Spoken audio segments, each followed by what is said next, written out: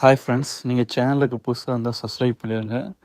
Subscribe பண்ணாமல் யாராவது பார்த்துட்டு இருந்தீங்கன்னா மறக்காமல் சப்ஸ்கிரைப் பண்ணிடுங்க.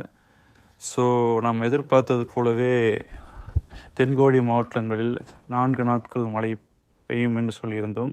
ஸோ அதற்கேட்டால் போல் கடந்த 3 நாட்கள் தென் மாவட்டங்களின் பல்வேறு பகுதிகளில் நல்ல மழை பெய்தது. பல இடங்களில் தண்ணீர் தேங்கியுள்ளது என்று எனக்கு தகவல் வந்து கொண்டிருக்கிறது. ஸோ இந்த சூழ்நிலையில் இன்றும் மழை தொடரும். குறிப்பாக தென்கோடி மாவட்டங்களில் காயல்பட்டினம், தூத்துக்குடி, திருநெல்வேலி, கயத்தூர், விளாத்திக்குளம், சாத்தூர், கோயில்பட்டி, கடையநல்லூர், ராஜபாளையம் வரை மழை கொடுக்க வாய்ப்பிருக்கிறது.